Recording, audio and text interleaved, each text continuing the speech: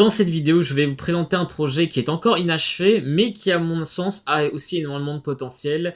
Il s'agit des monstres des dés du Bastion. Les monstres des dés du Bastion sont l'adaptation d'un jeu qui n'existe pas dans le monde réel. Il s'agit d'un jeu qu'on trouve dans le monde de la fiction, puisqu'on le retrouve dans la saison 1 du dessin animé Yu-Gi-Oh! Yu-Gi-Oh! C'est un dessin animé mythique, une licence qui est connue en grande majorité par beaucoup de monde. Même si tout le monde n'a pas forcément regardé ou joué au jeu, tout le monde connaît le mythique dragon blanc aux yeux bleus qui fait partie du dessin animé Yu-Gi-Oh!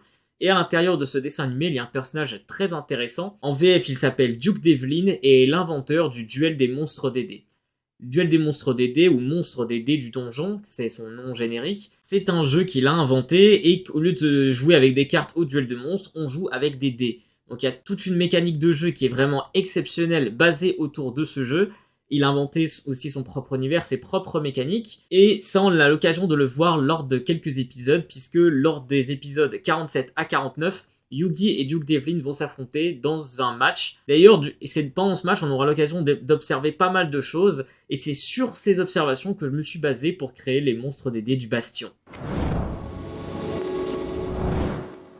On se retrouve du coup sur le document texte associé aux monstres des dés du Bastion. Donc d'abord, j'ai noté toutes les observations que je pouvais faire, comme par exemple la taille du terrain, étant donné que le terrain est particulier. Dans Yu-Gi-Oh! En fait, j'en ai déjà parlé dans une vidéo précédente, mais en gros, vous avez des monstres, des cartes magie et des pièges, et en fait, vous les jouez sur votre terrain, et vous les contrôlez, il n'y a pas vraiment plus de stratégie, entre guillemets. Disons que le positionnement pendant une grande partie de l'histoire de Yu-Gi-Oh! N'a pas eu énormément d'importance. Depuis quelques années, c'est plus vraiment le cas, mais je vais pas m'étaler sur le sujet. Dans les duels des monstres des dés, les monstres que vous invoquez sont en fait dans les dés. À chaque tour, au lieu de piocher une carte, vous allez lancer 3 dés, et selon les symboles que vous avez obtenus, vous allez pouvoir effectuer quelques actions. Si vous obtenez 2 symboles invocation identiques, vous allez pouvoir invoquer un monstre, et vous allez utiliser du coup les autres symboles que vous obtenez via les dés, pour permettre au monstre d'interagir directement avec soit la carte, soit les autres monstres. Par exemple, il y a des icônes mouvement, qui permettent tout simplement au monstre de se déplacer, des icônes attaque pour attaquer, des icônes défense pour se défendre, et il existe également des pouvoirs spéciaux avec les monstres utilisables en utilisant des icônes magiques et des icônes pièges. Et donc là j'ai noté toutes mes observations. Alors faut savoir que toutes les observations que j'ai faites sont des observations que j'ai faites en regardant la VF et aussi la version originale sous-titrée en français.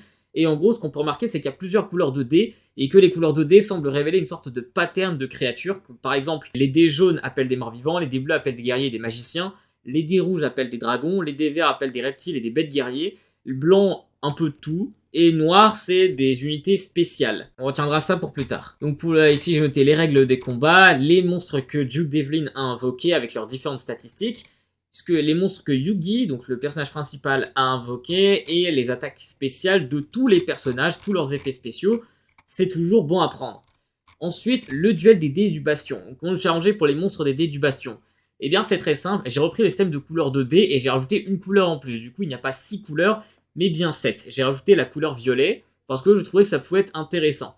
Ensuite, il a fallu classer les dés en fonction de... Enfin, il a fallu classer les créatures en fonction de type, et les types, les ranger dans une catégorie de dés. Par exemple, les dés blancs, c'est les mobs de type squelette et les mobs de froid.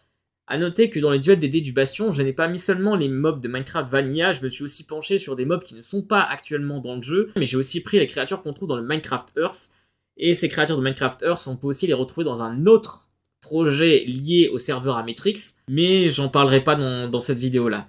Donc du coup, il existe des niveaux dans les dés, il faut savoir qu'en gros, il existe 3 niveaux différents, le niveau 2, le niveau 3 et le niveau 4. C'est comme ça dans l'animé, donc j'ai pas forcément changé le système. L'idée est simple, c'est qu'en gros, vous avez besoin de 2 symboles identiques pour invoquer un monstre. Le symbole d'invocation de même niveau, c'est très important, sachant que les niveaux 2 ont 3 symboles par dé, les niveaux 3 ont 2 symboles par dé, et les niveaux 4, un seul symbole par dé. Donc un monstre de niveau 4 est beaucoup plus difficile statistiquement à invoquer qu'un monstre de niveau 2. Cela dit, si vous parvenez à l'invoquer, il sera beaucoup plus puissant. Alors il ne me semble pas que le document soit à jour de ce point de vue là, mais du coup ici on a la liste des différentes unités que l'on invoque à cet endroit-là. Et ensuite, l'idée était de créer du coup une sorte d'univers lié aux monstres des dés du Bastion. Dans un jeu de cartes, les duellistes, dans Yu-Gi-Oh! Les duellistes utilisent ce qu'on appelle un deck, c'est-à-dire un paquet de cartes qui leur est propre, qui définit un petit peu leur style de jeu et leur personnalité. Plutôt que d'utiliser des decks, puisque c'est des dés et non pas des cartes, on va utiliser ce que j'appelle des panoplies.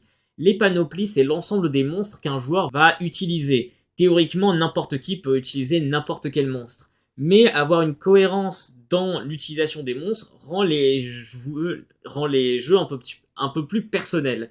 Et donc, étant donné qu'il y a 16 couleurs dans Minecraft, j'associe une personne à une couleur et donc à une panoplie. Et donc ici, ce sont du coup les 16 couleurs avec chacun leur propre style d'unité, leur propre style de jeu, la thématique centrale de leur stratégie. Donc ici, on a le squelette noir, le squelette blanc. C'est bon, ici, j'ai pas tout rempli parce que justement, le projet, je l'ai pas arrêté parce que je trouvais qu'il est... Pas parce que ça m'ennuyait, c'est juste que j'avais d'autres choses à faire et c'est un projet que je peux reprendre quand je veux, ça ne me pose absolument aucun problème. Et on se retrouve à présent sur la map Minecraft liée au monstre des dés du bastion. Et du coup, ici, nous avons les 16 couleurs avec les différents panoplies.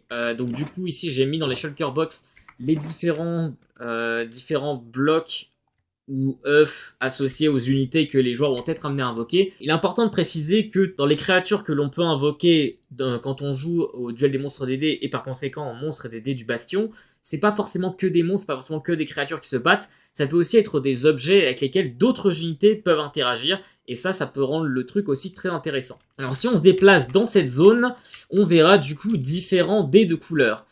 Alors, à quoi ça va servir? Eh bien, tout simplement à dire que chaque créature possède son propre dé, en quelque sorte. Plutôt pour éviter que des dérives du style « Ah bah j'ai un dé rouge, du coup j'ai le choix entre 4 possibilités », chaque créature va avoir son propre dé, et ainsi, chaque personne, quand elle va vouloir composer sa panoplie de dés, elle va choisir les dés qui correspondent à ces créatures ou aux symboles qu'elle recherche. Puisque, du coup, il y a 6 symboles différents au total, et s'il y a 3 symboles d'invocation, les 3 symboles restants peuvent différer en fonction du type de dé que l'on utilise. Et ça va être une grosse partie du travail que je vais devoir fournir en tant que game designer si je veux que le jeu soit intéressant. Alors du coup, ici, on voit pas forcément très bien, mais par exemple, ici, on a un dé rouge. Les étoiles ici représentent le symbole de l'invocation. Ça, c'est un symbole défense, un symbole de piège. Ici, c'est un symbole de magie. Et l'œuf représente l'œuf de Magma Cube. C'est donc le dé associé au Magma Cube. Donc, imaginons que vous avez 2 dés de niveau 2. Et ces 2 dés vous donnent un symbole invocation. Et bien, vous pouvez invoquer le Magma Cube en utilisant ce dé-là que vous placez du coup sur votre terrain. Une fois que vous avez placé un dé sur votre terrain, il va se déplier. Le patron du dé va pouvoir se déplier et prendre une forme. Et cette forme sera du coup le bastion que vous utiliserez, votre chemin de bastion, votre sentier de bastion. Et avec ce sentier de bastion, vous devez créer un chemin pour aller directement jusqu'au joueur adverse, pour ainsi pouvoir l'attaquer. Les unités vont se déplacer, donc il est aussi possible de se déplacer sur le sentier adverse.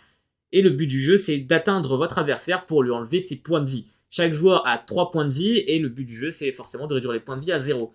Ici, du coup, il y a pas mal de dés. Je ne saurais plus dire si je les ai tous finis. Peut-être que j'ai fini certains, mais qu'il en reste encore à faire. Alors du coup, ici, il y aura du coup les différents œufs avec les descriptifs de ce que font chaque unité. Donc ici, on a les dés rouges, les dés bleus, jaunes, verts, blancs, noirs et violets. Ici, c'est les dés de niveau 1. Ici, du coup, de ce côté, on aura les dés de niveau 2 et les dés de niveau 3. Alors du coup, le projet reste encore en développement, un petit peu en suspens. Et il peut reprendre n'importe quel moment. Et ce que j'aime bien avec ce jeu, c'est que, étant donné que c'est un jeu qui n'existe pas en vrai, personne n'a jamais vraiment essayé d'y jouer. Et si on arrive à en faire quelque chose qui soit vraiment amusant, je suis certain que ça va plaire à des gens.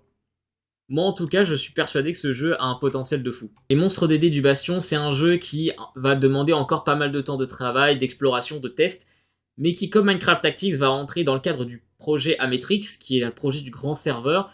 Je dirais que c'est un de mes 5 projets les plus ambitieux, enfin un de mes 5 modes de jeu que j'ai vraiment envie de mettre dans le serveur Ametrix.